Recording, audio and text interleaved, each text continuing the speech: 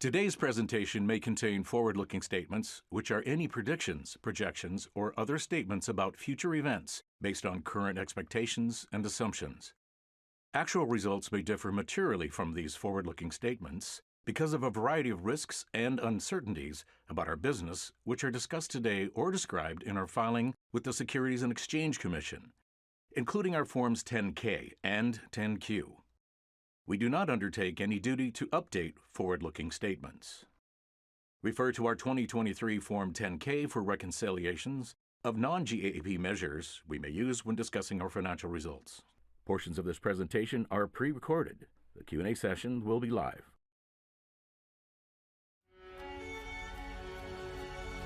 One year ago, at the dawn of a new age, we took the first bold step into a world of unlimited possibilities. We're going to get to think about how we use our imagination to solve some of the biggest problems in the world. It allows for the patient and doctor to be a patient and a doctor, like it used to be. With AI as your co-pilot, you are supercharging innovation. It's like reading my mind. It's magic. You built new solutions and inspired us to imagine more.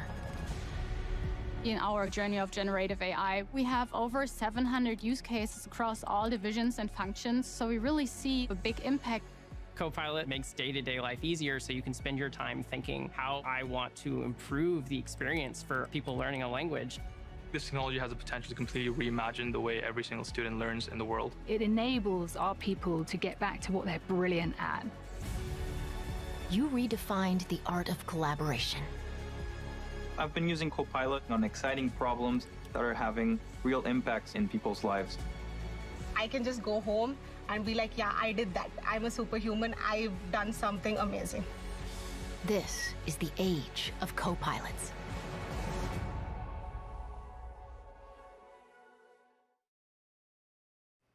Hello, I'm Sandra Peterson, the lead independent director of Microsoft's Board of Directors.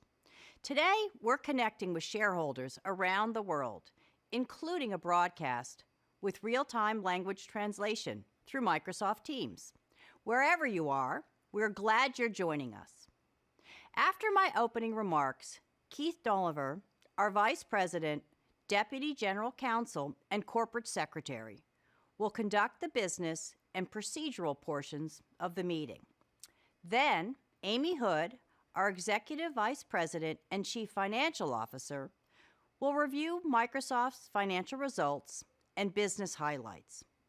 And finally, Satya Nadella, our Chairman of the Board and CEO, will talk about Microsoft's opportunities and responsibilities as a leader in AI at this pivotal moment for technology. After Satya's talk, we'll have a live Q&A session with Satya, Amy, and Microsoft Vice Chair and President Brad Smith. It's a privilege to share with you some of the remarkable things Microsoft achieved this last fiscal year. The company once again delivered record financial results despite challenging economic conditions. Microsoft helped customers and partners around the globe use digital technology to meet pressing business and social needs. And Microsoft established itself as a clear leader in advancing the use of AI in productive and responsible ways. Microsoft's track record demonstrates the company is well positioned for current conditions and sustained long-term success. Even amidst geopolitical and economic volatility, we are optimistic about the future and the opportunities Microsoft has to create value for our customers, our shareholders, and our many other stakeholders. Let me now turn to some questions we received in advance of this meeting from shareholders that relate to the work of the Board of Directors. First, we received several questions about how the board designs executive compensation for Satya and other key executives. The board has implemented a pay-for-performance program aligned with Microsoft's strategic goals and the interest of long-term shareholders. The company has seen tremendous business results and shareholder returns under the program. The board regularly reviews the design of the program to ensure its continued success. The proxy describes this topic in depth if you would like more details. I'll also speak to questions we've received on the composition and role of the Board of Directors. The board works closely with management to provide oversight and counsel related to long-term strategy, risks and opportunities, and feedback from shareholders. We nominate a slate of directors that's the right size to operate efficiently and effectively as a group and in the board's 4 committees. We seek a diverse mix of directors with complementary qualifications, expertise, and attributes to help us best fulfill our responsibilities as a board. Microsoft's board is nominating 12 individuals to serve as directors this year, with details on each provided in the proxy statement. The nominees include 2 new additions: Catherine McGregor, the Group CEO of NGSA, and Mark Mason, the CFO of Citigroup. Padma Warrior and John Thompson have decided not to seek re-election. We deeply appreciate their service and many contributions to Microsoft. Ms. Warrior served on the board and as a member of the Compensation Committee for 8 years. During his 11-year tenure, Mr. Thompson served as board chair and lead independent director and chaired the Governance and Nominating Committee.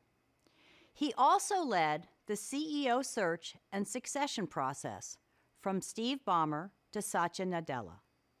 On behalf of the board, we want to thank them both and wish them well.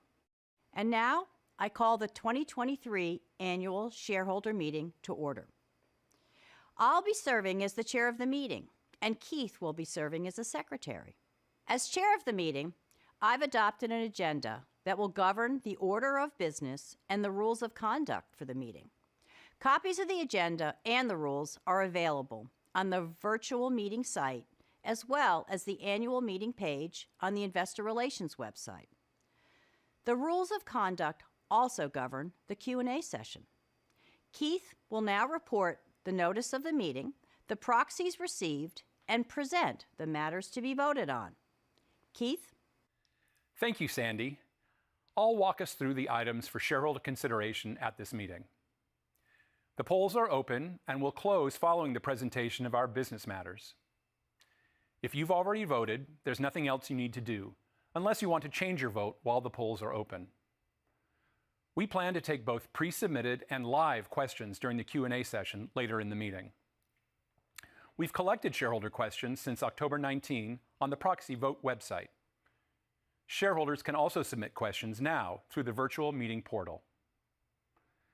The company has appointed Broadridge to serve as the inspector of election, and a Broadridge representative is participating by conference call in that role. Beginning on October 19, 2023, Broadridge mailed the notice of the meeting and the internet availability of the proxy materials to all shareholders of record as of September 29, 2023. And as a result, the meeting is being held pursuant to proper notice. Broadridge has reported that a quorum of shareholders is present to conduct this meeting based on the shareholder proxies received.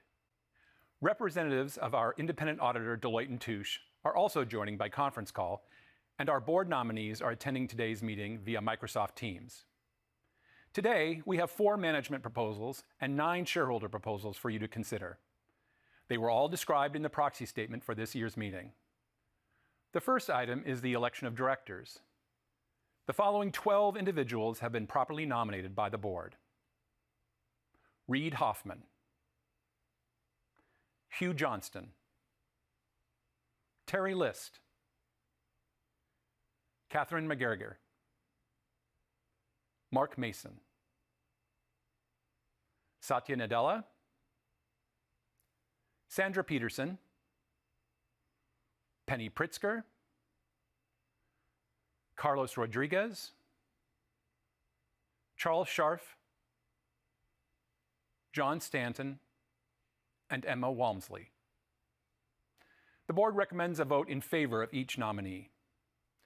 The board of directors also recommends a vote in favor of each of the following 3 proposals. Proposal 2, providing an advisory say-on-pay vote to approve executive compensation as disclosed in the company's proxy statement. Proposal 3, seeking input on the frequency of Microsoft's say-on-pay vote with an annual frequency recommended. And Proposal 4, asking that you ratify the selection of Deloitte & Touche as the company's independent auditor for fiscal year 2024. The next 9 items are shareholder proposals. These are set forth in the proxy along with the proponents' supporting statements. The proxy statement also contains Microsoft's response to each of these proposals, explaining why the company and the board of directors recommends shareholders vote against each of these proposals.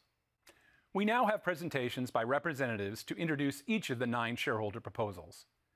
The proposals are: from the National Legal and Policy Center, a proposal calling for a report on gender-based compensation and benefit gaps related to reproductive health and gender dysphoria. From the National Public Policy and Research Center, a proposal calling for a report on the risk of omitting ideology in our equal employment opportunity policy. From Martin Matthew Goldner, a proposal calling for a report on government takedown requests. From Harrington Investments, a proposal calling for a report on the risks of Microsoft's involvement in weapons development for training or combat. From As You Sow and co-filers, a proposal calling for a report on climate risks to retirement plan beneficiaries. From Academica Pension and co-filers, a proposal calling for a report on tax transparency. From ECHO and a co-filer, a proposal calling for a report on data operations in human rights hotspots. From Tulip Share Capital, a proposal calling for Microsoft to mandate that the trade associations and other political organizations we contribute to issue their own reports on their political expenditures. And from Arjuna Capital and a co-filer, a proposal calling for a report on AI misinformation and disinformation. Please play the presentations introducing each proposal. Good morning. In 2019 and 2021, Microsoft shareholders considered proposals that asked for reports about the company's gaps in pay and benefits, quote, across gender. Those proposals seem so antiquated now because they were only concerned about compensation gaps between men and women. I say they're antiquated because, as we've been told by LGBTQ advocacy groups and the tech industry for many years now, there are more than two genders. How ignorant everyone was back then. I mean, how can you produce a report about pay gaps across genders when you don't include all the genders? In Microsoft's opposition statement to our proposal, the company impugns our motives by saying our request, quote, appears to stem from animosity towards certain reproductive and gender-related health benefits, end quote. On the contrary, we're only following previous arguments about discriminatory gaps in pay regarding gender and LGBTQ definitions of how many genders there are and how they function as it pertains to gender fluidity and sex change. In other words, we're simply following their own arguments and Microsoft's to their logical conclusions. And thanks to the smashing successes of pressure groups like the Pro-LGBTQ Human Rights Campaign, we now have protected classifications of gender identity and sexual orientation against pay and benefits discrimination under U.S. Department of Labor and EEOC codes. Microsoft proudly boasts that it affirms individuals' ability to change genders and that its insurance benefits pay for transition surgeries for employees and their dependents, including their children. Yet, considering all these pro-transition arguments by Microsoft and by LGBTQ advocates, there's a gaping discriminatory hole in the company's pay and benefits coverage, as designated under EEOC rules. And that gap omits care for detransitioners. Detransitioners are real, they're growing in number, and they are increasingly angry that they've been told that they can easily change their sex with chemical and surgical procedures without problems. Unfortunately, a lot of them end up stuck with more medical problems like chronic pain and sexual dysfunction, but then they can't get treatments or insurance coverage to reverse those decisions. Detransitioners fit under gender identity and sexual orientation as much as any other EEOC discrimination category, and therefore must be protected. Yet Microsoft, who apparently doesn't care for employees and their dependents who have been needlessly mutilated, has the nerve to say that we, as shareholders, have animosity over certain gender-related benefits. Again, we're only following your own arguments to their logical conclusions. So we advise Microsoft executives and the board to look in the mirror when it comes to accusations of animosity. Please vote for proposal number 5. On November 22, 2023, I visited Microsoft's Diversity and Inclusion webpage. This page proudly proclaims, "We believe in the transformative power of engaging many different perspectives." And yet, Microsoft provides no protection against discrimination on the basis of viewpoint or ideology in its equal employment opportunity policy. Certainly, this is not a result of wanting to keep that policy concise, since 20 protected categories are already listed. Nor does the fact that political affiliation is included eliminate concerns about discrimination on the basis of viewpoint or ideology, because discriminating on the basis of political affiliation arguably protects only against discrimination on the limited basis of party registration. The catch-all category of characteristics protected by applicable local laws is also unhelpful to the employees working in the half of the country's jurisdictions with no relevant legal protections. It is particularly concerning that Microsoft fails to include such protections even after having been notified, as our proposal points out, of multiple incidents of apparent censorship of right-of-center perspectives by Microsoft's subsidiaries and programs. It should go without saying that discriminating against the views of half the country is no way to maximize shareholder value, particularly since many of those censored views have proven to be correct, or at least constitute an important part of the civil discourse necessary for democratic governance. As we note in our proposal, viewpoint diversity is essential to attracting, hiring, and fully engaging the employees necessary for a successful business. Accordingly, we ask you to vote in favor of our proposal requesting an assessment of the risks associated with Microsoft's failure to protect against discrimination on the basis of viewpoint or ideology in its equal employment opportunity policy. I, Martin Goldner, shareholder of Microsoft, request that Microsoft provide a report published on the company's website and updated semi-annually and admitting proprietary information and at a reasonable cost that specifies the company's policy in responding to requests to remove or take down content or content-producing entities from LinkedIn or other platforms by the Executive Office of the President, members of Congress, or any other agency or entity of the United States government. This report should include an itemizing list of such takedown requests, including name and title of official making the request, the nature and scope of the request, the date of the request, the outcome of the request, and a reasonable or rationale for the company's response or lack thereof. Supporting statements. In Bachman Books versus Sullivan, 1963, and other cases, the United States Supreme Court has ruled that private entities may not engage in censorship of speech at the request of government, as it has the same effect as direct government censorship. On July 15, 2021, White House Press Secretary Jen Psaki was asked, "Can you talk a little bit more about the request for tech companies to be more aggressive in policing misinformation? Has the administration been in touch with any of these companies, and are there any actions that the federal government can take to ensure their cooperation? Because we've seen from the start, there's not a lot of action on some of these platforms." Pulaski replied, "Sure, well, first, we are in regular touch with these social media platforms, and those engagements are typically happening through members of our senior staff, but also members of our COVID-19 team. Given as Surgeon General Dr. Vedic Murphy conveyed, this is a big issue of misinformation, specifically on the pandemic. Circumstantial evidence shows that the company may have been the recipient overtures, possibly from government, to censor. For example, Missouri versus Biden was filed by the Attorneys General of Missouri and Louisiana on May 5, 2022. A later motion for preliminary injunction highlights 1,432 facts that the top officials in the federal government are coercing, including with big tech social media companies, to censor free speech. Dr. Robert Malone, MD, MS, the inventor of mRNA vaccine technology, saw his LinkedIn account as a subsidiary of Microsoft Incorporated restricted and later reinstated for violating LinkedIn's user agreement because he posted misleading or inaccurate information about vaccines and COVID-19.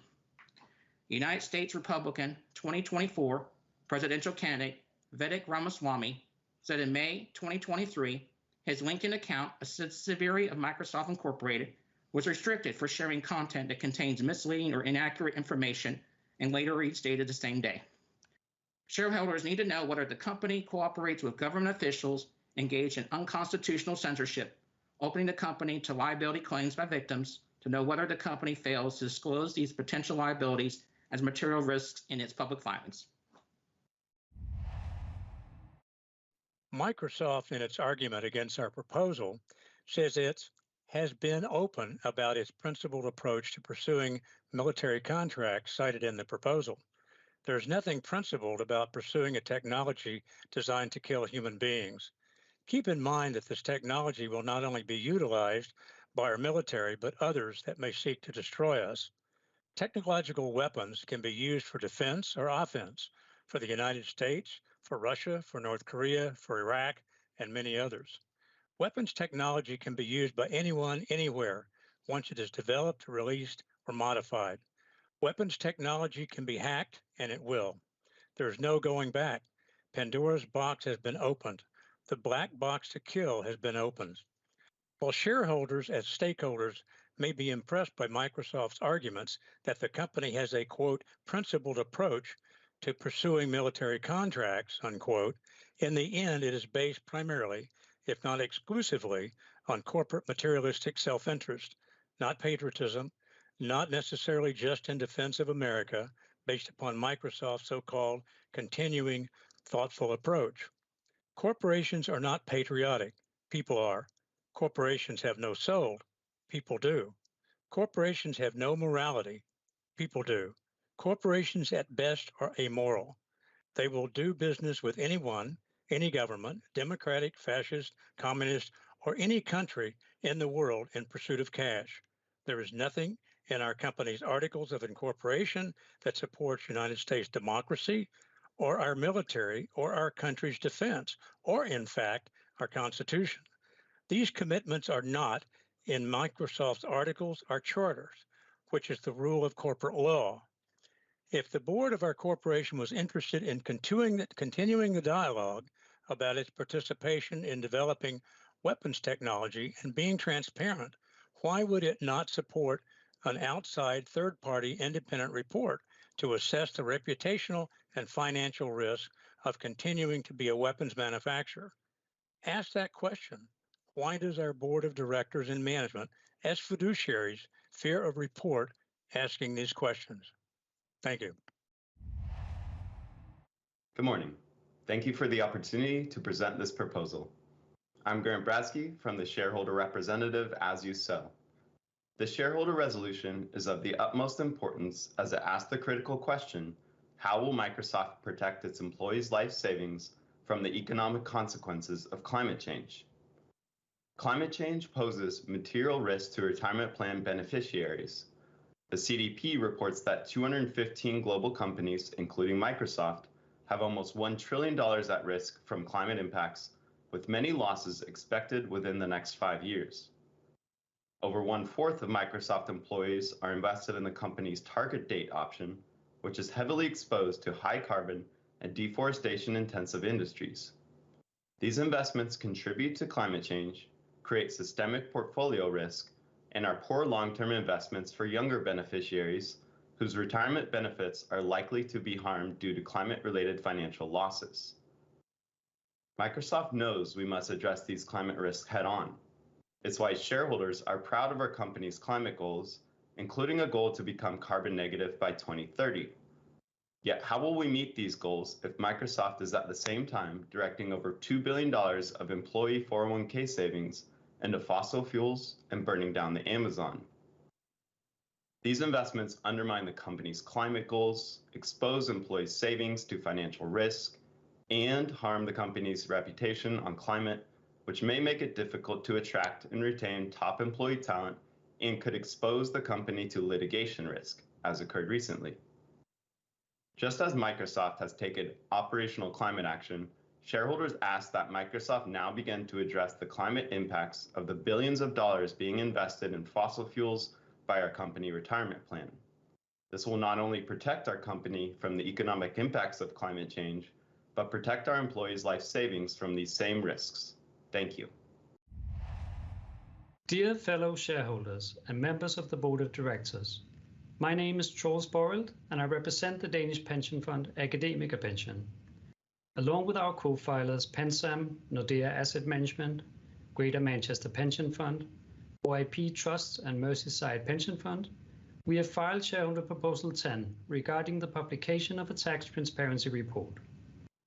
Our proposal calls on Microsoft to align with other leading multinational companies and use the Global Reporting Initiative GRI tax standard.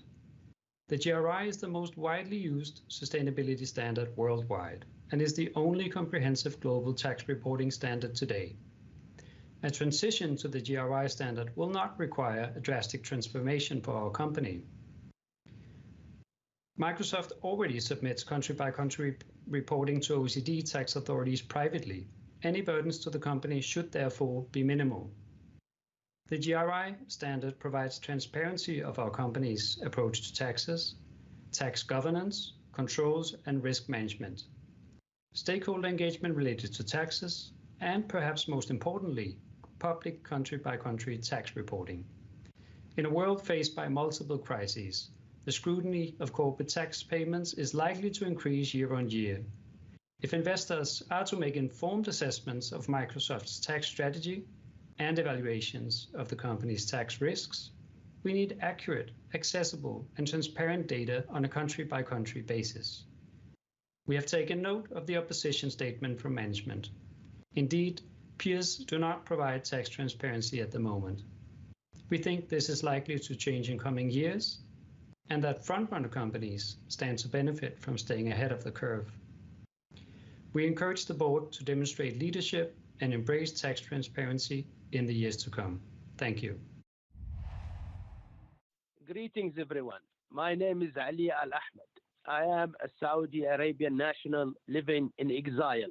I was 14 years old when the Saudi government began its campaign to silence me from speaking out against its abuses, putting me in prison with my parents, the entirety of my family, and many friends and cousins and relatives over the years. I still have a brother in prison, 20 years now. I consider myself lucky to have escaped, but thousands of others have not been so lucky. They lost their lives, many of them. The Saudi government has only intensified its crackdown against dissent, even infiltrating into American big tech companies like Twitter, Microsoft, Google, and others, in order to obtain user data of people who dare to speak out against it. Many activists were jailed from that data leak, and some were murdered or executed, including my friend and our national icon, Dr. Al-Hamid, who died in prison a couple of years ago, who founded the largest human rights organization in the country's history. Given this grim reality, it's truly alarming that Microsoft plans to build data center in Saudi Arabia with the help of the Saudi government and its entities. Microsoft claims to have done human rights impact assessment for that decision. I've never heard of it. I am here in Washington. I am the longest active human rights activist from Saudi Arabia in the United States, if not the world. But Microsoft continues to refuse to provide transparency into its finding and mitigation efforts. Absent that, hundreds, if not thousands, of activists in the region are now at the risk of the Saudi brutal abuses. And if they were Microsoft users, people will start leaving Microsoft and using other services and platforms because to protect their security from the Saudis. We implore you to put human rights first, security, the life of people and people's livelihood before profits, and vote to pass Resolution 11. Thank you so much. Have a good day. Good morning. Today, I'm representing TulipShare and speaking on behalf of concerned long-term shareholders by introducing Proposal 12, which requests our company adopt a policy that will support transparency in political spending, aligning with Microsoft's commitment to responsible corporate stewardship. It is increasingly evident that we currently live in a world where corporate actions are scrutinized, not only for their impact on the bottom line, but also for their broader societal consequences. As American politics increasingly become more polarized, the risks associated with corporate political spending have similarly increased. Our company is no exception. Inevitably, the candidates, issues, outcomes, and policies advanced by corporate political spending lead to public attention and scrutiny. A prudent way to mitigate the risks Microsoft faces is by ensuring that its political spending does not conflict with its stated company values. Corporate political spending is nothing new. Companies seeking to progress their agendas and gain influence and support for their objectives will often do so through monetary contributions to political campaigns and politics-based organizations. One organization our company financially supports is the Republican Attorney General's Association, which supported the Attorney General who argued to reverse the legal precedent upholding the constitutional right to an abortion in the Dobbs decision. Despite the financial support, after the Supreme Court's decision, Microsoft committed to pay for employee travel expenses for abortions. This mixed messaging not only undermines the sincerity of Microsoft's purported values, but can also damage the company's reputation and affect its bottom line. Consumers and investors alike desire assurance that a company will remain steadfast in its stated values and commitments. To avoid this kind of disjointed messaging, The CPA-Zicklin Model Code of Conduct for Corporate Political Spending provides a comprehensive framework for guiding and overseeing political contributions made by corporations. Transparency builds trust, and trust is the foundation of any successful business. The CPA-Zicklin model requires companies to disclose their political contributions, enabling shareholders to have a clear understanding of how corporate funds are being used in the political arena. This transparency not only fosters trust, but also aligns with the increasing demand for openness and accountability in corporate practices. Microsoft CEO himself stated in this year's letter to shareholders, to create positive impact with technology, people need to be able to trust the technologies they use. Proposal 12 is about upholding the principles that define Microsoft as a company and demonstrating Microsoft's commitment to ethical corporate behavior. This proposal seeks to foster accountability, mitigate risk, and contribute to responsible corporate citizenship. As shareholders, you have the power to shape the direction of this company. I urge you to help uphold the enduring strength and integrity of Microsoft by voting in favor of Proposal 12. Together, let us reinforce our commitment to excellence, transparency, and responsible corporate stewardship. Thank you. Good morning.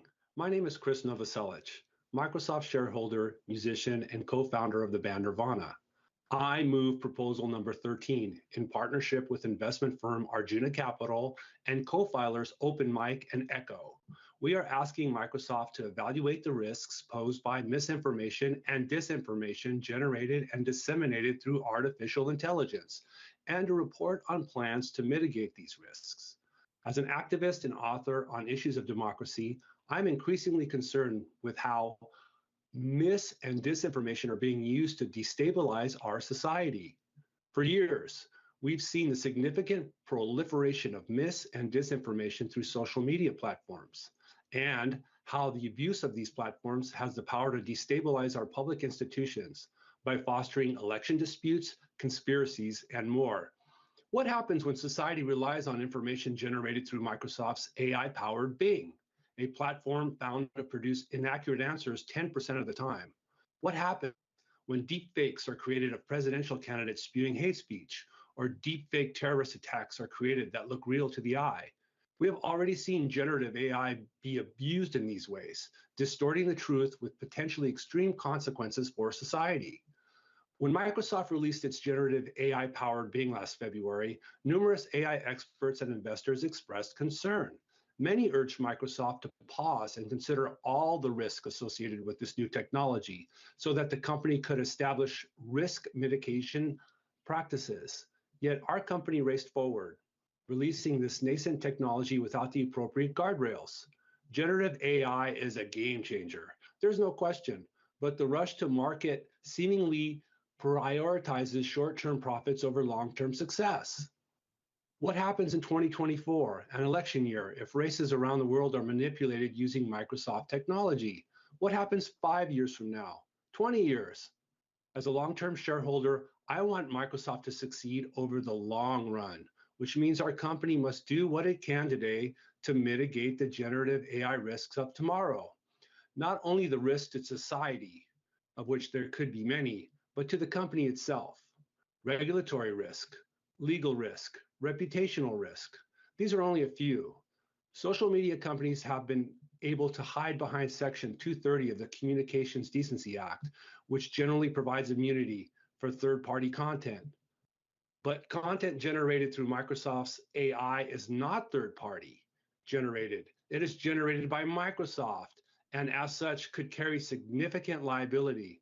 While Microsoft touts its current reporting, these reports are limited to principles and platitudes. They do not outline the concrete actions and accountability that we as investors seek. Thank you. Thank you each for those presentations. Many of these proposals relate to matters we at Microsoft take very seriously, and where we have a long track record of thoughtful engagement on topics ranging from responsible AI, to protecting fundamental human rights, to environmental sustainability. We place great importance on maintaining the trust of our employees, customers, partners, shareholders, and the public. As we explain in the proxy statement, we believe Microsoft is already providing much of the information that a number of these proposals request. For instance, Microsoft and our subsidiary LinkedIn already issue public reports every 6 months on government takedown requests we receive. And we think our public record of engagement on many of these topics is strong. Microsoft is proud to be a leader in the fight against misinformation and disinformation, including risks posed by generative AI. We're reporting on what we're doing through in-depth existing and upcoming voluntary reporting and under government standards like the EU Code of Practice on Disinformation. We've published reports shining a spotlight on disinformation campaigns, and we've called out interference from China, Russia, and other state actors intended to disrupt democratic process elections around the world. Similarly, we have measures in place to consider human rights impacts, not just in deciding where to locate data centers, but also to determine what products and services we'll offer from those data centers with the privacy of users' data in mind. And for some proposals, we have some fundamentally different perspectives on the issues, and we may not even agree with how the proposals characterize what we are doing. But whether we agree or not, we recognize the effort these proponents made to share their perspectives. We hope you found Microsoft's responses in the proxy statement helpful in making your voting decisions. With the proposals presented and with the vast majority of shareholder votes cast in advance of the meeting, I can now share the preliminary results. First, all 12 director nominees on the ballot are elected. They'll serve until the next annual shareholder meeting and until their successors are elected and qualified. Shareholders approved Proposal 2, the advisory vote on executive compensation. In response to Proposal 3, shareholders recommended Microsoft maintain its annual frequency for say-on-pay votes. Shareholders also approved Proposal 4, ratifying the company's independent auditor, Deloitte & Touche. Shareholders did not approve any of the 9 shareholder proposals. The discussion for matters for the shareholder consideration is now closed, and the polls are also now closed. We expect to post the details of the final results on these matters within 4 business days on our Investor Relations website and in a Form 8-K that will be filed with the Securities and Exchange Commission. And with that, we've completed the formal portion of the meeting, and the meeting is now adjourned. Let me now hand it over to our Executive Vice President and Chief Financial Officer, Amy Hood, to discuss our business results. Thank you, Keith. Hello, everyone, and thank you for joining us today. As Sandy mentioned, we were able to deliver record results in FY23. Revenue grew 7% to over $211 billion. Non-GAAP operating income grew 8%, and non-GAAP earnings per share grew 7%. We saw strong execution as we delivered differentiated customer value and announced new AI capabilities across our products. To further enhance our talent and capabilities in strategic growth areas, we completed 4 acquisitions in FY23 while continuing to invest in organic growth. We also maintained our commitment to capital return, which included a total cash return of $38.6 billion. In September, we announced a 10% increase in our quarterly dividend, and we continue to execute against our current $60 billion buyback authorization. Now, I'll share a few highlights from the past fiscal year. Our Microsoft Cloud business surpassed $110 billion in revenue, growing 22% year over year with strong growth across our key services. Azure grew 29%, Office 365 grew 13%, and Dynamics 365 grew 24%. We delivered Microsoft Cloud gross margin percentage of 72% through the sustained efforts of our engineering, sales, and marketing teams, even with the impact of scaling our AI infrastructure to meet growing demand and continued revenue mix shift to Azure. Our server products and cloud services business exceeded $79 billion, up 19% year over year, with strong demand for our trusted, differentiated hybrid offerings. We continue to help our customers get the most value out of their spend with our high-value solutions as they digitally transform their businesses. Now, let's turn to progress across Microsoft 365. Our Office business exceeded $48 billion, up 9% year over year, as we helped even more commercial and consumer users around the world be more productive, collaborative, and secure. We introduced Copilot for Microsoft 365 and look forward to helping employees unlock more productivity, starting with our enterprise customers. Teams' monthly active users exceeded 300 million during the year, and our Microsoft 365 consumer subscriber base grew to 74.9 million. Windows 11 adoption continues to grow because of its differentiated security and productivity value proposition. The number of devices running Windows 11 more than doubled in the past year, and we introduced AI-powered features with Copilot in Windows. We saw continued growth in our search business as we are reshaping daily search and web habits with Copilot. We are also bringing these new AI-powered capabilities to businesses with commercial data protection. In Surface, we continue to innovate across our broad portfolio of devices, including Surface Pro, Laptop, and Studio.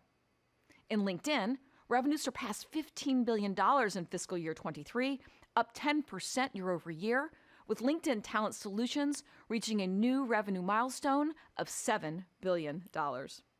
And membership grew to more than 950 million professionals during the year. And in gaming, revenue exceeded $15 billion as we continued to grow engagement on the platform and saw more hours played on Xbox Game Pass, which is redefining how games are distributed, played, and discovered. Now, a few comments on our current fiscal year. First, we closed the Activision acquisition, a leader in game development and content publishing, which significantly increases our reach of gamers across console, PC, and mobile. Second, we had a solid start to the fiscal year 24, as first quarter revenue growth of 13% was driven by Microsoft Cloud revenue, which was $31.8 billion, growing 24% year over year. These results would not be possible without the tremendous contribution of the more than 220,000 Microsoft employees around the world. Looking forward, we believe that the highest shareholder value is created by investing for the future and creating differentiated, high-value solutions for every person and organization to achieve more. We remain focused on delivering three key priorities. First, maintaining our lead as the top commercial cloud by helping customers use the breadth and depth of the Microsoft Cloud to get the most out of their digital spend. Second, investing to lead the AI platform wave across our solution areas. And finally, driving operating leverage by aligning our cost structure with our revenue growth. With that, please join me in welcoming our Chairman and Chief Executive Officer, Satya Nadella. Thank you very much, Amy, and thank you everyone for joining us today and for your continued commitment and investment in Microsoft. There's no doubt we are living through a time of historic challenge and opportunity. The world faces ongoing economic, social, and geopolitical volatility. At the same time, we've entered a new age of AI that will fundamentally transform productivity for every individual, organization, and industry, and help us address some of our most pressing challenges. As a company, we believe we can be the democratizing force for this new generation of technology and the opportunity it'll unlock while mitigating its risks. As Amy mentioned, we delivered a strong results in fiscal year 2023, including a record $211 billion in revenue. To build on our momentum, we remain focused on three things. First, we will maintain our lead as the top commercial cloud while innovating in consumer categories, cutting across gaming, device experiences, and professional social networks. Second, we will accelerate our lead in AI by investing to infuse this technology across every layer of the tech stack. And finally, we'll continue to drive long-term operating leverage, aligning our cost structure with our revenue growth. Now I'll highlight examples of our momentum and innovation over the past year, starting with infrastructure. We have the most comprehensive cloud footprint with more than 60 data center regions, as well as the most powerful AI infrastructure for both training and inference, which has been used to build the world's most advanced models. With Azure AI, we are making these models available as platforms for our customers. We offer the best selection of frontier and open source models from both Microsoft as well as partners like OpenAI, Cohere, Jace, Meta, Mistral, which customers are using to build their own AI apps while meeting specific cost, latency, and performance needs. And because safety is the most important feature of our AI platform, we're also offering best-in-class safety tooling. Every AI app starts with data, so having a comprehensive data and analytics platform is more important than ever. And with Microsoft Fabric, which we introduced this year, we're unifying compute, storage, and governance into a single end-to-end analytics solution. When it comes to developer tools, GitHub Copilot is fundamentally transforming the productivity of more than 1 million developers while simultaneously bringing the joy back to coding. And we are applying AI across Power Platform too, enabling everyone to use natural language to create apps, build visual agents, and analyze data. We're also using the AI inflection point to redefine our role in business applications. With Copilot for Sales and Copilot for Service, we're becoming AI-led business process transformation layer on top of existing CRM and ERP systems. Across industries, we are the partner of choice for any organization looking to generate real value from AI. From our Dragon Ambient Experience solution, which is helping clinicians automatically document millions of patient interactions, to our Cloud for Retail, which is helping companies manage their day-to-day operations and digitize their physical stores. When it comes to the future of work, Copilot is helping people be more creative in Word, more insightful in Excel, more expressive in PowerPoint, and more productive in Outlook and collaborative in Teams. In fact, just last month, we shared new research showing real productivity gains that Copilot is already driving for early users. And with Copilot Studio, organizations can now tailor Copilot for their specific needs. We also continue to build momentum in Microsoft Teams across collaboration, chat, meetings, and calling. The latest version delivers up to 2 times faster performance while using 50% less memory. We're also adding differentiated AI-powered experiences to Windows. Copilot in Windows brings together the context of the web, work, and the device to provide better assistance. As the rate and pace of cyber threats continue to accelerate, security is a top priority for every organization. Our comprehensive AI-powered solutions give defenders the advantage. Copilot in Security is the industry's first and most advanced generative AI product, helping organizations respond to threats at machine speed. When it comes to LinkedIn, we are also applying this new generation of AI to transform how 1 billion members learn, sell, and get hired. We have introduced new AI-driven features, including the Learning Coach, as well as tools to help employers find qualified candidates and sellers and marketeers to attract the buyers. More broadly, we are expanding our opportunity in advertising. With Copilot, we are reshaping daily search and web habits, and we look forward to continuing this journey in what is a generational shift in the largest software category, web search. Finally, in gaming, we are doubling down, rapidly executing on our ambition to be the first choice for people to play great games whenever, wherever, and however they want. We are thrilled to close our acquisition of Activision Blizzard King this fall and look forward to sharing more in the coming months about how together we will bring the joy of gaming to more people around the world. As we pursue our opportunity, we're also working to ensure that technology helps us solve problems, not create new ones. To do this, we focus on 4 enduring commitments that are central to our mission. First, we are expanding opportunity grounded in our belief that access to economic growth and opportunity should reach every person, organization, community, and country. To accelerate positive impact with technology, people also need to be able to trust the technologies they use and the companies behind them. For us, earning trust spans responsible use of AI, protecting privacy, advanced digital safety, and cybersecurity. In an increasingly digital world, we also have the responsibility to protect people's fundamental rights. This means upholding responsible business practices, expanding connectivity and accessibility, advancing fair and inclusive societies, and empowering communities. Finally, climate change is the defining issue of our generation, and addressing it requires rapid collective action and innovation. To advance sustainability, we are committed to meeting our own goals while enabling others to do the same. Our culture is the foundation on which our mission and strategy stand. All of us at Microsoft will need to embrace a growth mindset and confront our fixed mindset as we pursue our opportunities and our responsibility. It'll take everyday courage to reformulate what innovation, business models, sales motions look like in this new era. To be successful, we'll need to be grounded in what our customers and the world needs. We need to innovate and collaborate as one Microsoft. We need to actively seek the diversity and embrace the inclusion to best serve our customers and create a culture where everyone across Microsoft can do their best work. This is Microsoft's moment to show up, responsibly build solutions that drive economic growth and benefit every community, country, industry, and person. If we do it well, the world will do well, and Microsoft will do well too. And I've never been more confident that together we will deliver on this promise. Thank you all very, very much.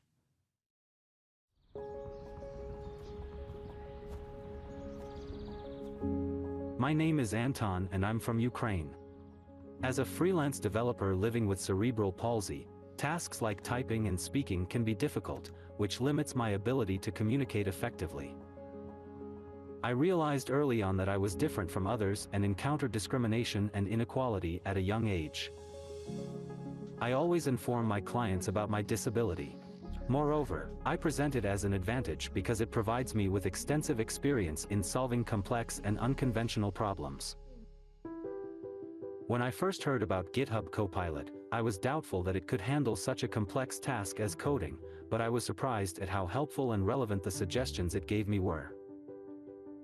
Because of my disability, it's easier to type fewer characters.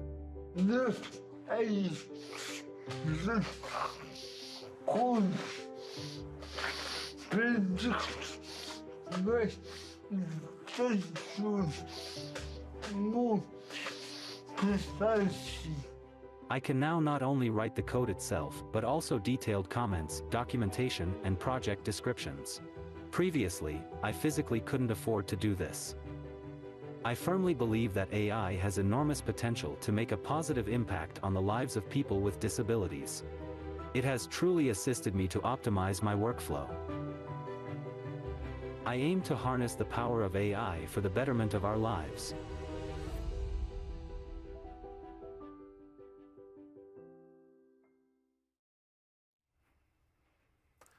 Welcome to the Q&A portion of the meeting. I'm Brett Iverson, Head of Investor Relations at Microsoft. I'm joined by Satya, Amy, and Brad Smith, Microsoft Vice Chair and President. We want to thank you for all the questions you submitted in advance. We'll try to get to as many as we can. As we reviewed the submissions, there were several questions on similar topics, so we selected a representative question from those submitted to answer today. Let's go ahead and get started. As you might expect this year, AI is top of mind, and we received a number of questions on the subject. Satya and Amy, investors want to know why we've decided to focus so much on AI and what our plan is to generate revenue and growth. Satya, maybe we'll start with you. Fantastic. Brett, for us as a tech company and a platform company, one of the first things you look for is what's the next big tech wave. And, through my career, I've seen many, whether it's the PC or client server or internet, mobile, cloud, of course. And AI is this next big inflection point and a paradigm shift, which is both going to be, from our investor perspective, a massive TAM expansion for us, but from the world's perspective, going to create great societal benefit, right? Here we are at a time where we are looking for what's that next big driver of productivity and economic growth. We fundamentally believe that it's going to be AI. And so for us, investing, first seeing it early and investing before it's conventional wisdom is where all enterprise value gets created in tech. And that's what we've done. And in fact, it's not just, it all happened last year, but we've been at work on it for multiple years. And here we find ourselves not just about AI, but the entirety of the tech stack. If you look at it, right, our infrastructure now is built for AI. That means it's overall much more competitive for any workload. Same thing with data, same thing with security, same thing with all of our applications and so on. So the entire tech stack through AI has become much more differentiated. And that's why we're investing, and you'll see the revenue growth come in all of the customer solution areas that we participate in, whether it's infrastructure or whether it's the applications. And in fact, already over the past couple of quarters, we've talked about the percentage of our revenue in AI that's been driven by AI across Azure. And we're excited to be able to continue to share that growth across Microsoft 365 Copilot, which really just went into general availability less than a month ago. And so I think we'll see both that revenue growth show across every product. And I think and expect that to build as we head to the second half of our fiscal 24. And you all know this, but for the audience, we haven't had a single investor conversation in calendar 2023 that didn't include AI. There's so much interest in it. So staying on the topic of AI, Carolyn would like to know, what safeguards are in place to protect against misuse of AI? Brad, could you talk about what we're doing to make sure AI is developed and deployed responsibly? Yeah, I think fundamentally, Brett, it's about innovation moving forward together with safety and a sense of responsibility. And I think it's something we've long been keenly focused on at Microsoft. So from a safety or responsible AI perspective, we're really now working hard on two things. One is continuing to evolve and mature our own internal practices. And the second is to work with governments on what will emerge quickly, I think, as a new set of laws and regulations. Inside the company, we've had for 6 years a set of principles, 6 principles to guide our AI development. We've implemented that in terms of policies. We train engineers. We have tools. We have systems. Even before something is deployed, it's reviewed. We look at the training data that's been used. We look at the filters around it. We basically have developed an entire AI safety architecture that goes with each of our applications. And at the same time, we recognize that in most markets, the public wants to know that it's relying not only on companies that are responsible, but a legal framework that frankly ensures that every business adheres to some common standards. And you're seeing that happen quickly in the United States, in Europe, in China, all around the world. And we're very much engaged in those conversations as well. Yeah, incredibly important. Thank you for that. Continuing on, investors asked about how we approach our full AI portfolio and how we balance working with partners like OpenAI and our own innovation. Satya, why don't you take the innovation piece, and then Amy, you could talk about the OpenAI partnership from a business perspective. Yeah, I mean, a couple of things. One is, again, I always describe Microsoft as a platform company and a partner company. I've grown up in a company that, for example, the PC wouldn't have existed if it was not for the partnership between Microsoft and Intel. We built our database business, which, SQL Server, with partnership with SAP. So in some sense, I'm very grounded in, again, the enterprise value we can create, the innovation we can create, and the competition we can bring to the marketplace by partnering well. And that's something we take seriously. And so the OpenAI partnership has really been very, very fruitful, where we now have a leading frontier model that's available on our cloud. We are using it in our applications, but it's not just for us. It's like every application developer can benefit from this partnership. So that's sort of what we are doing. But in parallel, we're building all sorts of other things that are, state of the art.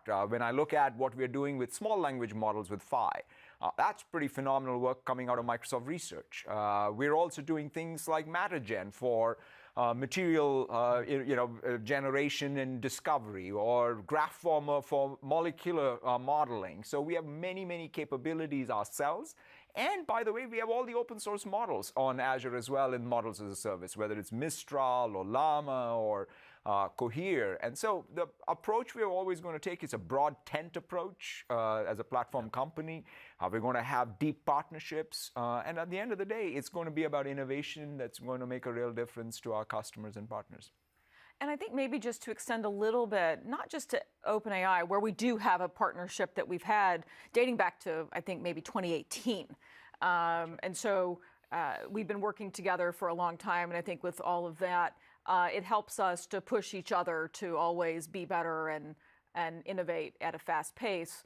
But I would also say we're working with lots of other companies and partners in the AI space, enabling us really to have the broadest portfolio of models available. To Satya's point, we want developers to be able to come to our platform and be able to experience the best that the partners of the world have to offer.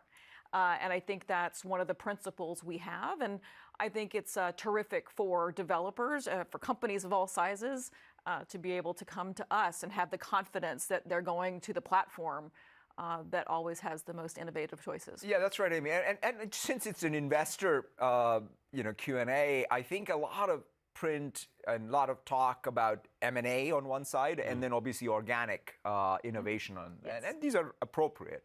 But the thing in the middle, I think, also should be talked about, which is partnering well. So companies that know how to partner well, and which is a win-win, long-term stable. This is not about sort of taking advantage of partners. That's not partnership, by the way.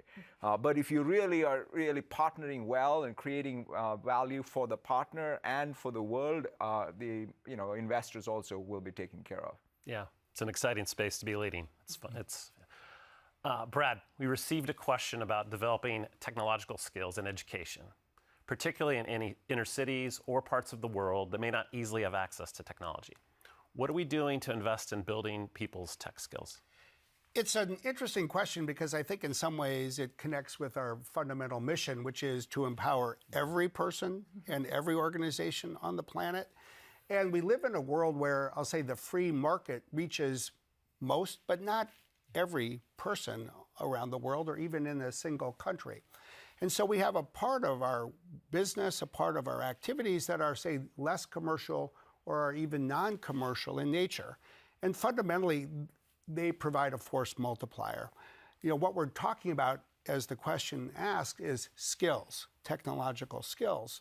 So we create skilling programs, we create skilling curriculum. The good news is in the world today, you can create something and make it available digitally for free. But you need force multipliers to get that content and the support needed to help people use it into the hands of people themselves. So fundamentally, there's three groups we work with.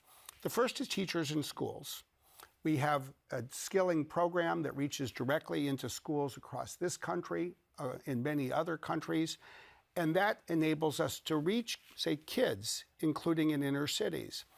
The second is international government organizations, especially parts of the United Nations. You take an organization like UNICEF. It works with kids around the world. Partnering with UNICEF, we've reached more than 5 million kids around the world. And the ultimate force multiplier in the world is really nonprofits and the volunteers who spend and dedicate time helping nonprofits succeed.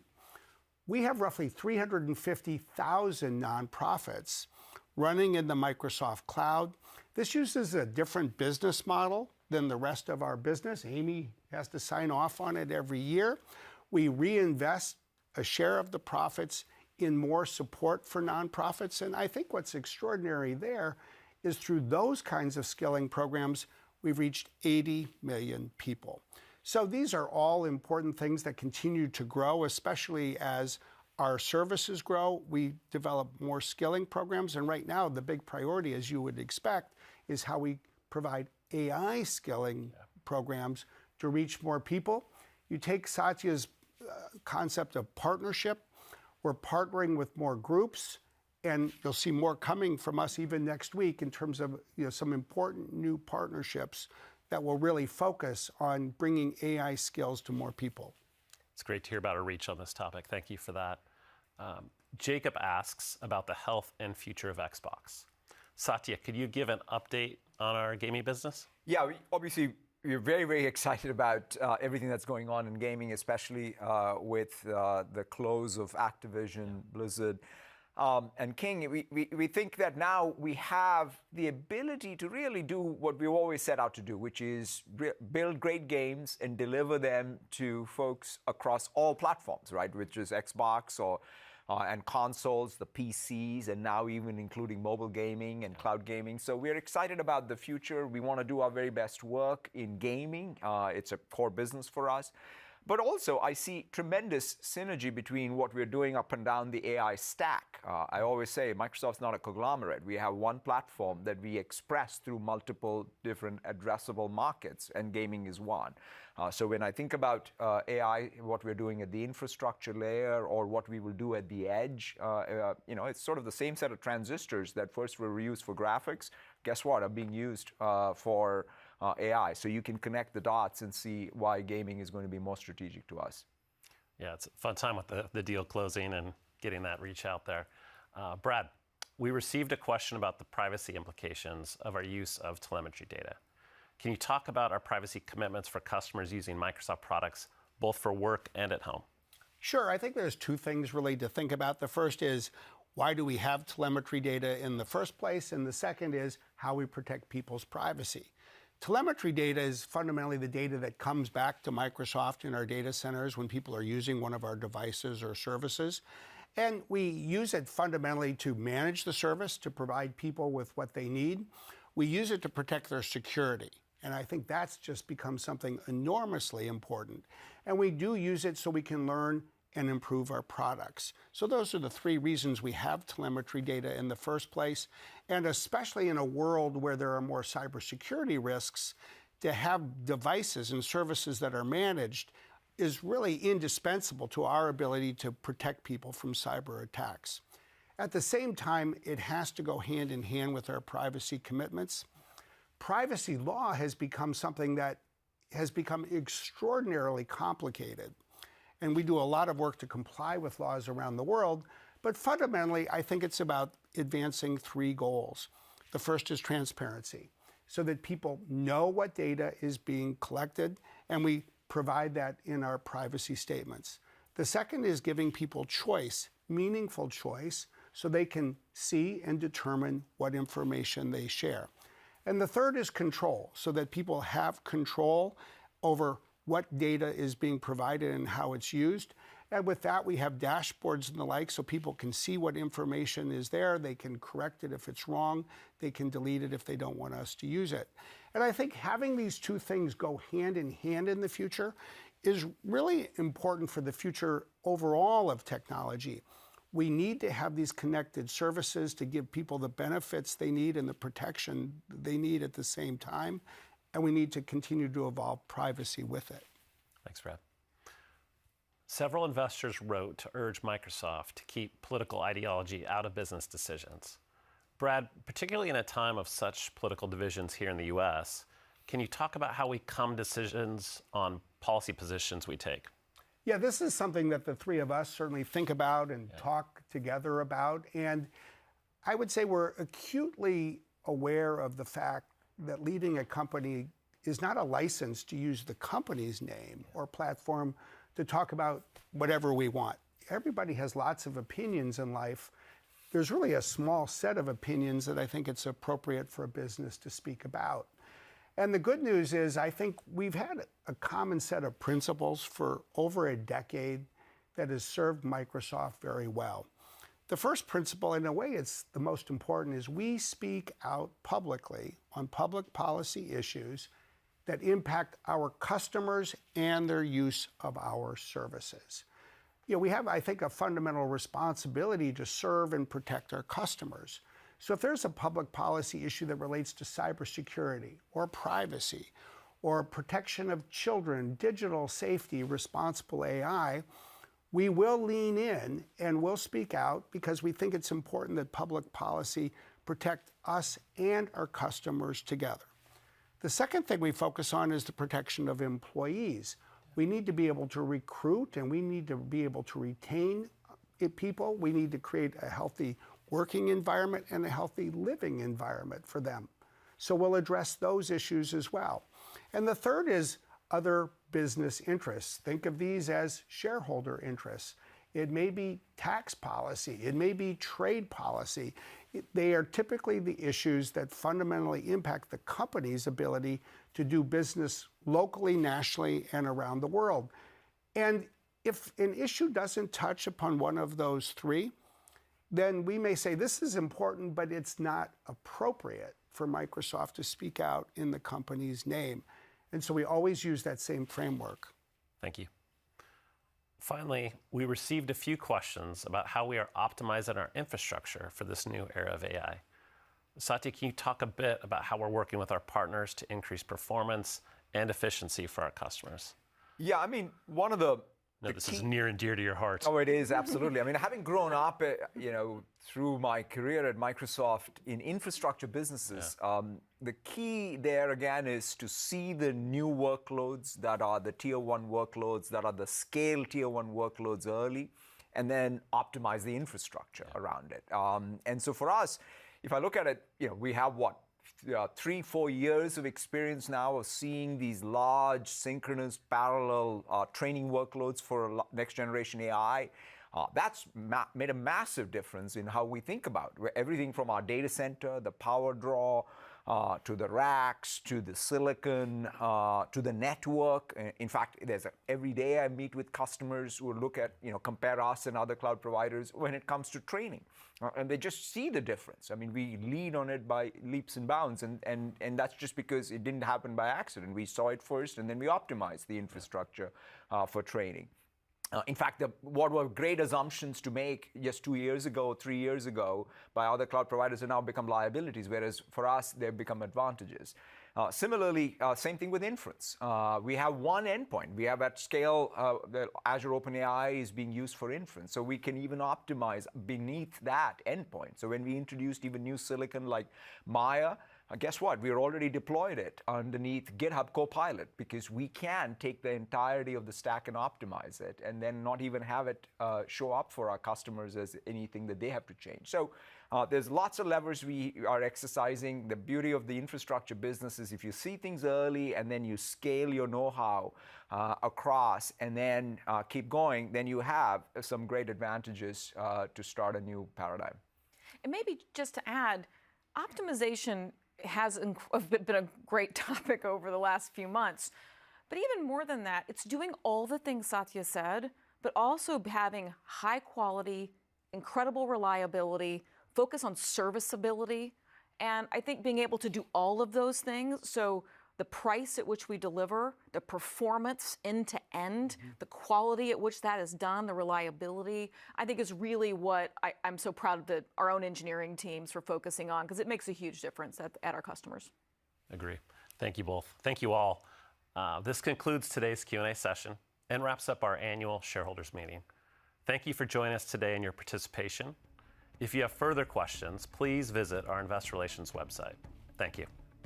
Thank you.